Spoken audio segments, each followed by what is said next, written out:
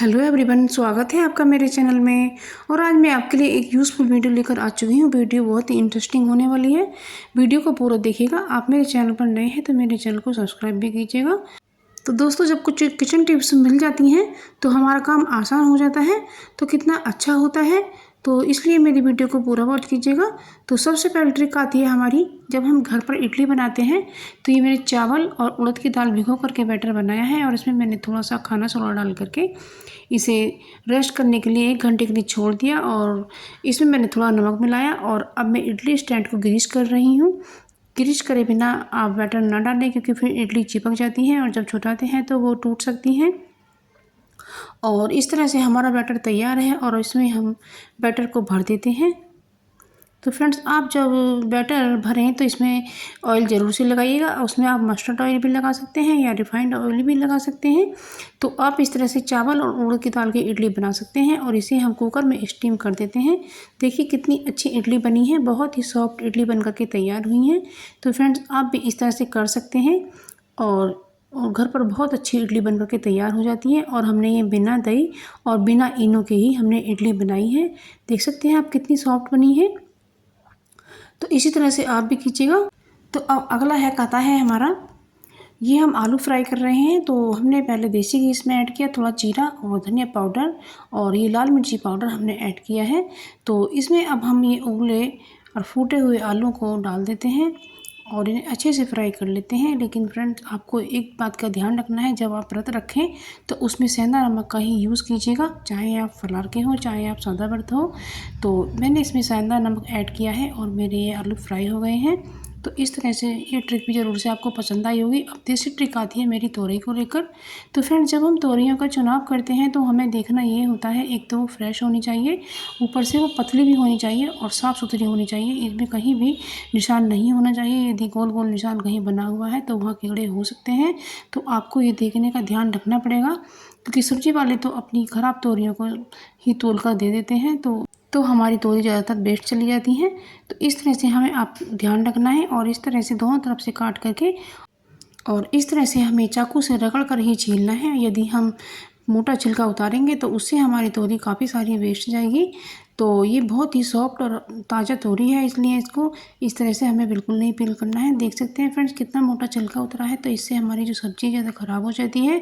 तो इस तरीके से हमें चाकू से रगड़ कर छीलना है, तो इससे पतली पतली स्किन उतरती है और हमारी तोरी काफ़ी सारी ख़राब होने से बच जाती है। तो फ्रेंड, इस तरह से आपकी जो पैसों की बचत होती है तो कितना अच्छा होता है। तो इस तरीके से आप तोरी को काटिएगा, इसमें बीच में चीज़ा ज़रूर से लगाइएगा, और पर इस तरह से हमें इसे कट कर देना है। तो इसके जो टुकड़े हमें बनाने हैं वो ज़्यादा मोटे भी नहीं बनाने हैं और ज़्यादा पतले भी नहीं बनाने हैं। तो इसी तरीके से मैंने अपनी तोरी को चॉप कर लिया है। तो फ्रेंड्स, आप मेरी वीडियो दुनिया के किस गांव या शहर से देख रहे हैं, ये मुझे कमेंट सेक्शन में लिख करके ज़रूर से बताइएगा। तो उम्मीद करती हूँ यह हैक भी आपको ज़रूर से पसंद आया होगा। तो अब अगला हैक आता है मेरा। तो मैंने नॉन स्टिक की कढ़ाई में सरसों का ऑयल डाला है। आप चाहें तो देसी घी भी डाल सकते हैं, और इसके अंदर मैंने आधा चम्मच जीरा ऐड किया है। तो जीरे को हमें अच्छे से फ्राई करना है। जीरे को हमें चटक जाने का इंतज़ार करना है। क्या करते हैं, कुछ लोग कच्चे में ही डाल देते हैं, उसकी इतनी खुशबू नहीं आ पाती है। और मैंने इसमें हींग ऐड किया है और धनिया पाउडर और थोड़ी सी लाल मिर्ची पाउडर ऐड की है। आप चाहें तो हरी मिर्ची भी डाल सकते हैं। तो हरी मिर्ची का बस यही डर बना रहता है कि कोई कोई चटपटी निकल आती है, तो सब्ज़ी हमारी मिर्चीली हो जाती है। और इसमें मैंने तोरियों को जो कट किया था वो मैंने ऐड कर दिया, और इस तरह से हमें थोड़ा सा 1 मिनट तक फ्राई करना है। और बस इसमें मैं आधा 1 कटोरी पानी ऐड कर देती हूँ, और थोड़ा सा हल्दी पाउडर भी हमें इसमें मिक्स करना है। तो इस तरीके से फ्रेंड्स, आप देखेंगे कि जो तोरी है हमारी भाप हमारी बन जाएंगी। तो इसमें मैंने आधा कटोरी के बराबर पानी ऐड किया है, और बस मैं इसको चला करके लिड ढक देती हूँ। मैंने नमक अभी ऐड नहीं किया है। तो जब मेरी जो तोरी हैं थोड़ी सी बुझ गई हैं और थोड़ी सी पक गई हैं, तो अब मैं इसमें नमक डालूँगी। तो इससे फ्रेंड्स क्या होता है कि नमक का जो बैलेंस है वो सही बना रहता है। नहीं तो यदि हम पहले डालते हैं तो नमक तेज़ होने का खतरा होता है। तो इसलिए आप भी थोड़ा सा इसे बुझा करके तभी से इसमें नमक ऐड कीजिएगा। तो ये ट्रिक भी आपको ज़रूर से पसंद आएगी। तो अब ये अगला हैक आता है मेरा।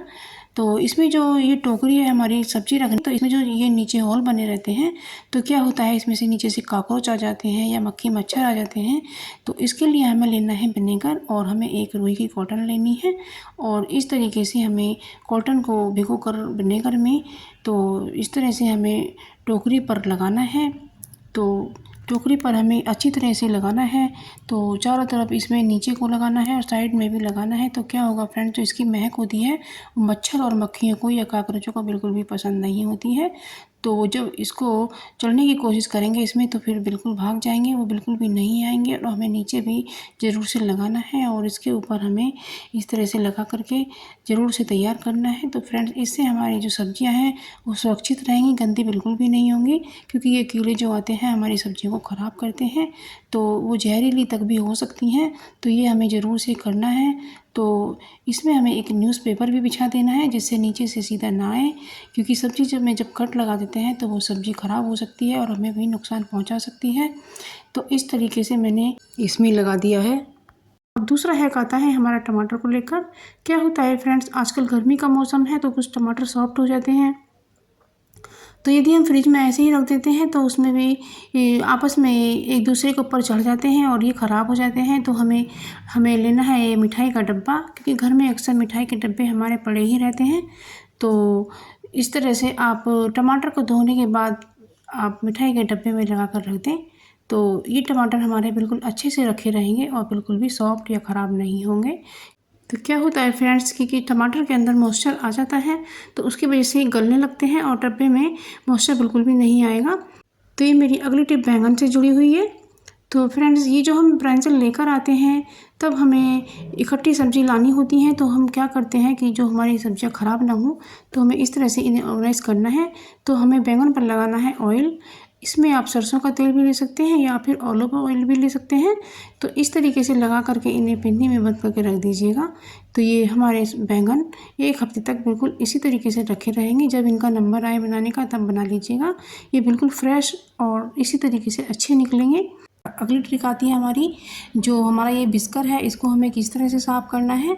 तो फ्रेंड, जब आप बिस्कर से कुछ काम करें तो उसे हाथ के हाथ ही साफ़ कर देना चाहिए, नहीं तो ये सूख करके इसके जो तार है इसमें जम जाता है और फिर इसे निकालना मुश्किल हो जाता है।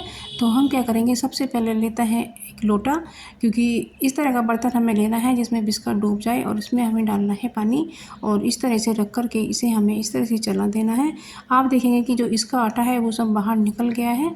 और इसके बाद भी यदि थोड़ा सा रह जाता है तो हमें लेना है टूथब्रश और इससे हमें अपने बिस्कर को साफ़ करना है। और टूथब्रश हमें ख़राब नहीं लेना है, हमें एक साफ़ सुथरा टूथब्रश ही रख लेना है। और आप देख सकते हैं कि बिस्कर हमारा कितना साफ़ हो गया है। आप चाहें तो इसे थोड़ा डिस्पोज से भी साफ़ कर सकते हैं, जरूर से फॉलो करिएगा। तो ये अब अगली ट्रिक है मेरी, जो हमारे पैकेट होते हैं और हमने उसमें से कुछ सामान निकाला होता है और थोड़े से ये खाली रह जाते हैं। तो सबसे पहले तो या तो आप इस सामान को अपने कंटेनर में निकाल कर रख दें जिससे इसके अंदर मॉइस्चर ना जाए और ये ख़राब ना हो, क्योंकि इनमें कीड़े पड़ने का डर बना रहता है। या फिर इस तरीके से इसे फोल्ड करने के बाद इसे एक बार अब हम और मोड़ेंगे, तो बस इस पर हम ये पेन के जो कैप होते हैं इन्हें लगा देते हैं, तो इसके अंदर नमी बिल्कुल भी नहीं जाएगी। ये बहुत ही अच्छी ट्रिक है, आपको जरूर से पसंद आई होगी और इसमें खर्चा भी कुछ नहीं आता है। तो इस तरह से ये पेन के कैप आप बिल्कुल भी नहीं फेंकें, ये बहुत यूज़फुल हो सकते हैं और इस तरह से आप अपना सामान अच्छे से रख पाएंगे।